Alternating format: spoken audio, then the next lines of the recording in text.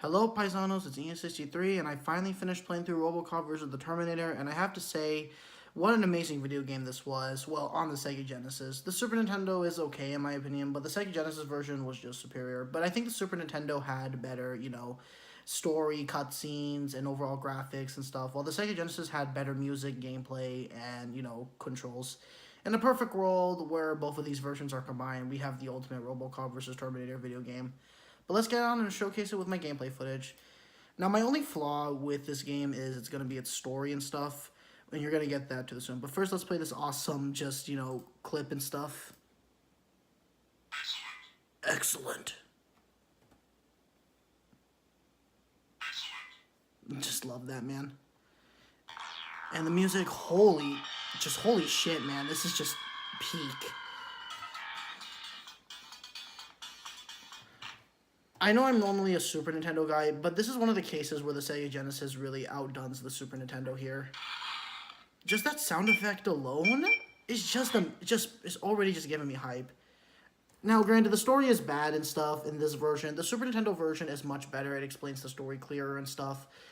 And yeah, but the gameplay, I'm sorry, the Genesis just nails it in my opinion. Blood, violence. This just screams Sega in my opinion.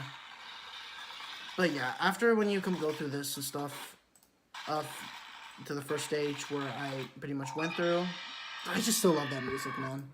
And yeah, next up is the second stage, and of course it's more of the same on the first stage, but honestly I don't care. Sometimes reusing things is really fun, and this is one of those times where I can say it's still fun, even if the game likes to reuse a lot of mechanics. It's still fun, fast-paced, and just badass, honestly. And it's very simple. That's what I like about it, honestly. And yeah. And that's part 2. Now part 3, where you go through this construction site. And you can just see the blasting and stuff. Now, I will talk about, of course, the boss fights and stuff, since, again, these boss fights were pretty simple, but also really hard, in my opinion. The later boss fights, where you get to the Skynet, Terminator Future World and stuff, that's where it gets very damn difficult and pretty damn insane. And then, that was part 4, and now for part 5. And we get a new track, which just sounds just as badass and hype, honestly. And for some reason, the music stopped here, I don't know why, but the robot here was just very damn difficult. Then again, he is a Skynet Terminator, so what the hell were you expecting? And that was part 5, and then to part 6, where you go into this...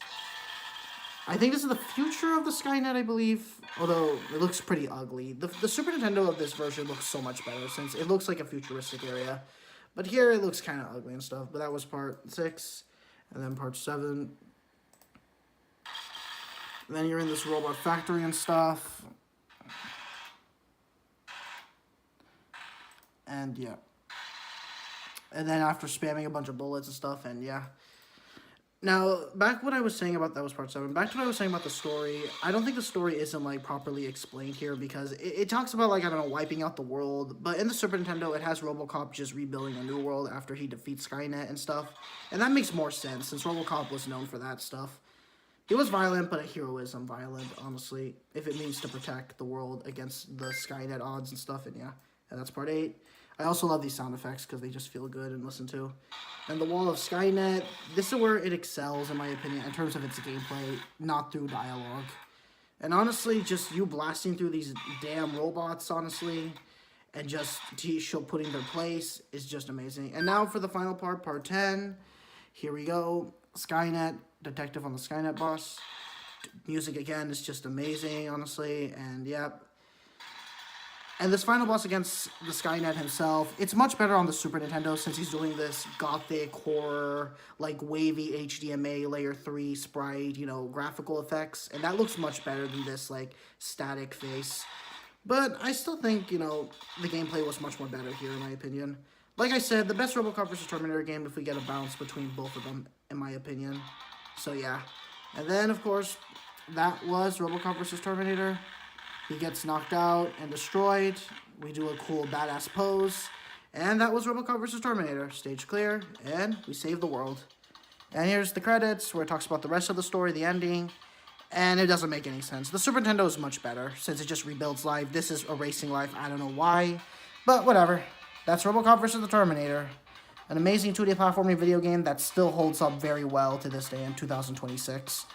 But yeah, that was Robocop vs. Terminator. I hope you guys enjoyed my review on it. And this is Ian Season 3 saying one final goodbye.